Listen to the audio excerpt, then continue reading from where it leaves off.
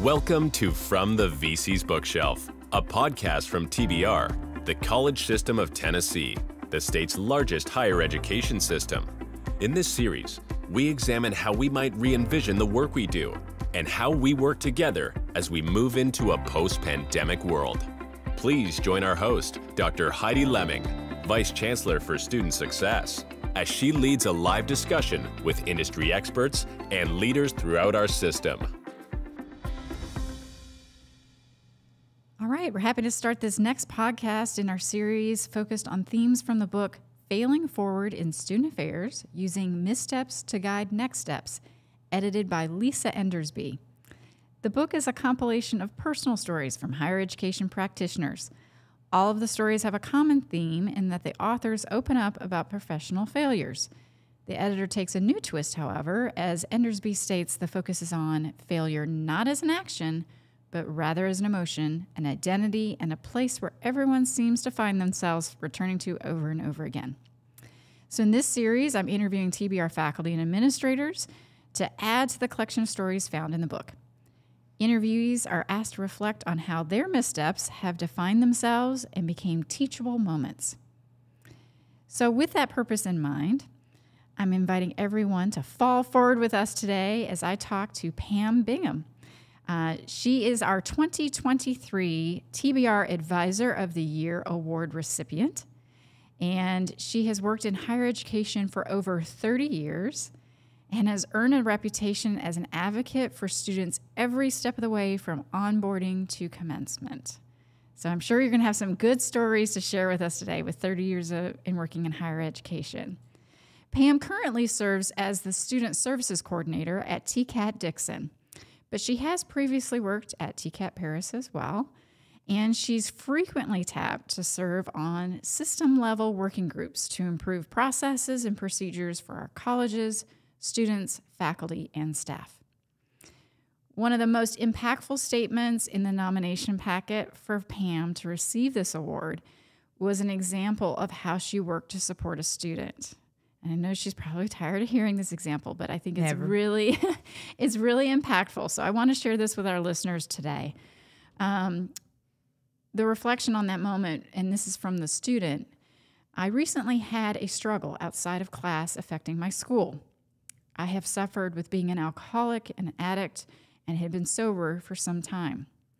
I walked into the nominee's office one morning needing to talk with someone, but was nervous. The nominee was the only person I felt comfortable enough to speak with about my current situation. I broke down in tears as I told the nominee about my relapse and desire to be sober again. I just knew when I told the nominee about this, they would be very surprised. But instead, it wasn't that she was surprised. The nominee listened to everything that I had to say. The nominee comforted me and offered resources to help me stay on track with my sobriety and helped me with a referral to Wellvia. We came up with a plan together on how to stay in school and be successful. This story made quite an impression on our selection committee for Pam to receive this honor, and even moving some of the members to tears. And, you know, one of the things when we're talking about failing forward, so we all have setbacks, and I think this was a student setback, but you were there as an advisor to help support them. You know, I just want to highlight that because we're honoring the folks who work in our system who do this every day in various ways. This is just one example, but it's a powerful example of the work that advisors do. Thank you. So, I wanted to highlight that. When you hear this student story, and this wasn't, necessarily something I had you think about in advance, but when you hear this student story, what comes to mind for you and like your purpose, your role on campus? That's what we're there for. We see students in all walks of life, all stages of their life. They're dealing with lots of obstacles. Some things are just unimaginable. Things such as what he mentioned, falling back into alcoholism after being sober, and just us being able to, have a safe space for him to come to, non-judgmental, and one where he could, feel safe talking about a tough situation, and then having resources and being able to provide those to him so that he could stay in school. That's the role that we play each day, and we have to take that role very seriously because it impacts their life so importantly. Yeah.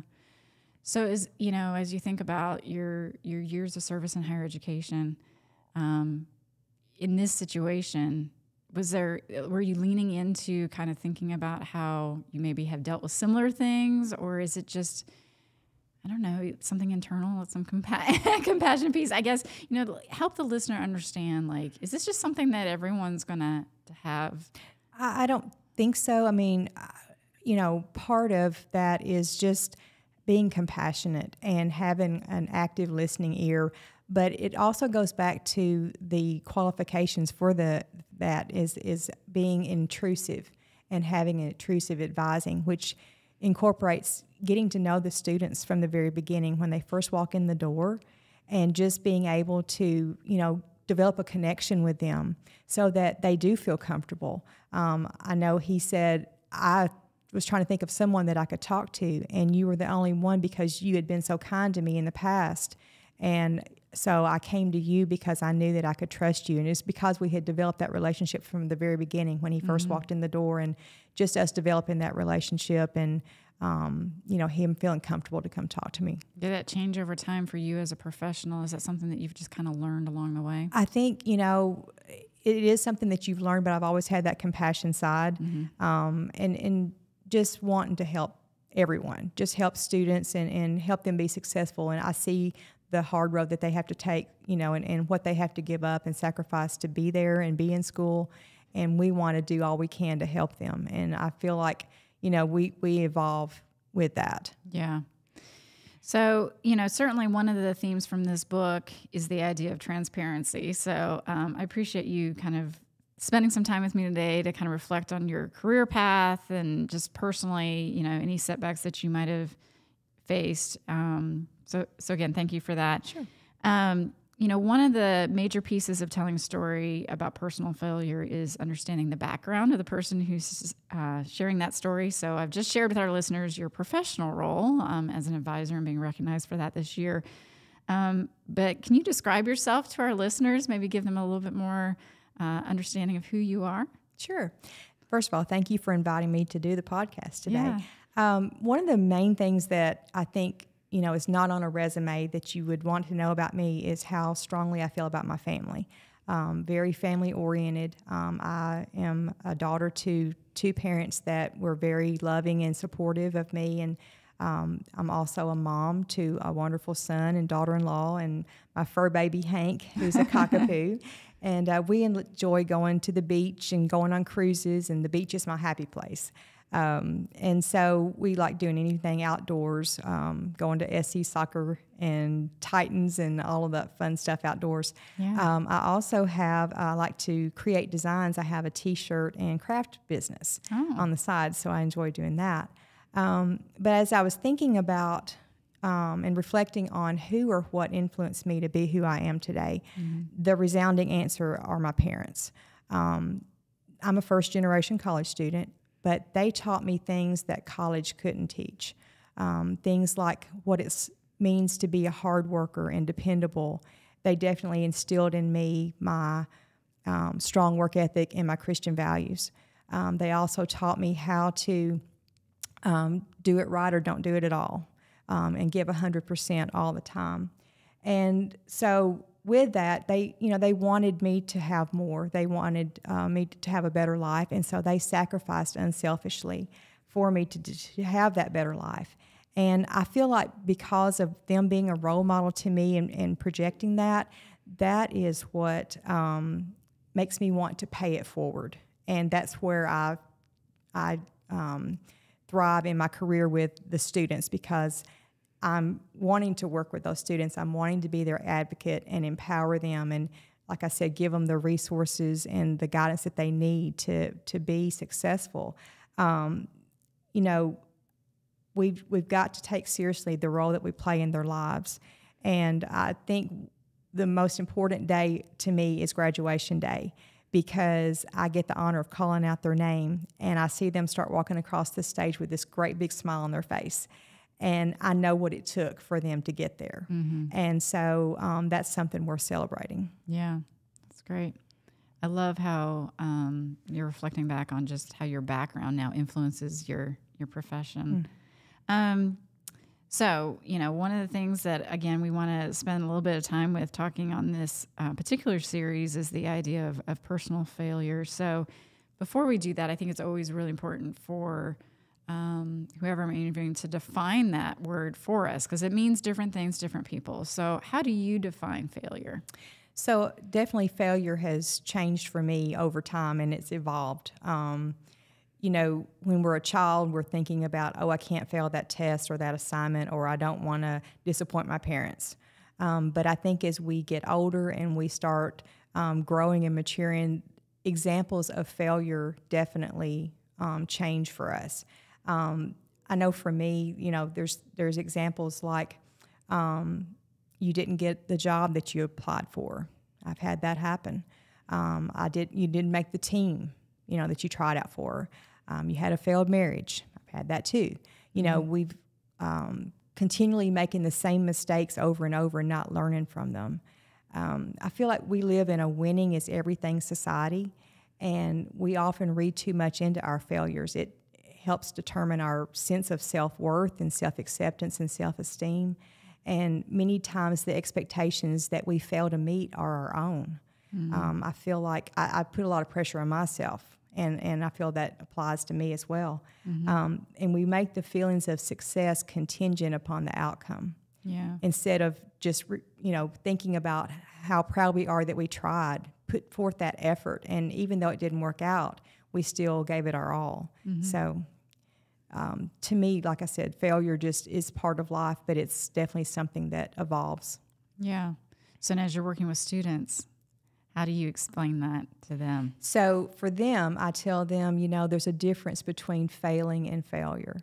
Failing is trying something new and you determine that it doesn't work. But failure is giving up and not being willing to try again. And I try to explain to them, think about a photographer. A photographer moves the lens to get different angles of the same shot. So we've also got to change our perspective on failure and be willing to think about it in a different way so that we can move forward. Yeah. All right. So you have an example you want to share with us of something that you felt was a personal failure and how you, I guess, maybe learned from that? So like we said, everybody's definition of failure is different. So I want to put a little bit of a twist on that definition today, on this example. Yeah. I've always been the type of person that puts everybody else's needs before my own. Like I said, I'm a single mom, and I was determined that I was going to do everything I could to make sure that my son had a happy childhood and full of memories. So he played every sport. He played travel ball. He played karate, or he did karate, and he played the guitar. And so I wanted him to experience it all. And then there's my parents, who I'm very close to. And as their health declined, they've always been there for me, so I wanted to be there for them. And so I would take them to their doctor's appointments, and I would take them and make sure that they got everything that they needed to have good quality of life. And then there's my career. I'm passionate about that, and I want that to be successful, and I want to help our students, and I want to help staff and TBR and our colleagues and help them with banner issues and iPads issues, and all those things that come about that maybe I can help somebody with. And all of those things are good in among themselves, but it didn't have a healthy balance for me. I didn't have time to nurture and develop those relationships and friendships that were important to me. And so I felt like I failed myself somewhat. And I was dealing with the struggle that I have to do it all and I have to keep it all together, kind of like the never let them see you sweat mentality. And so I feel like I failed by not being willing to ask for help. So, I've got them all in a good place now. My son is successful. He has a helicopter tour business here in Nashville, Aerolux Aviation, and he has a successful, happy marriage. And my mom is still showing me how to be resilient Even after a massive stroke, she's still going on and showing me how to not give up. So now that I have them in a good place, now it's time to focus on me. Mm-hmm. That's great. Thank you for opening up about that. Okay, so as you kind of think back over life and career, I mean, that was one example, of how you've defined failure for yourself, and it was not reaching out for help. Was there anything about a more consequential kind of issue that you can think of that has happened? Yes. So throughout my career, I've always known that I wanted to be in leadership. But the job that I was in, it didn't allow for any advancement opportunities. I was continuing to develop my skills for leadership, like, being on the TBR teams and committees and piloting programs and things. Mm-hmm. But I just felt like I was in a rut, and I wanted my life to have more of a purpose. And I felt like there's more to life than this. Mm-hmm. And so I knew that I needed a change. But they say that life begins at the end of your comfort zone. And so I'm not much of a risk taker. I'm more of a calculated risk taker. I want to think about all the scenarios and the what ifs, and then work out all the kinks, and then I may or may not be willing to take the risk. Mm-hmm. I'm trying to get better at that. Yeah. But there was a job opportunity that came available at TCAT Dickson, and it was to be the executive assistant to the president.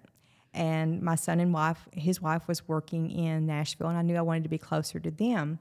But then I started playing out all the what ifs in my head. There were so many uncertainties, like I've got to sell my house, and where am I going to live? And you've lived in Paris your whole life, and why would you leave a job of 27 years to go do something different?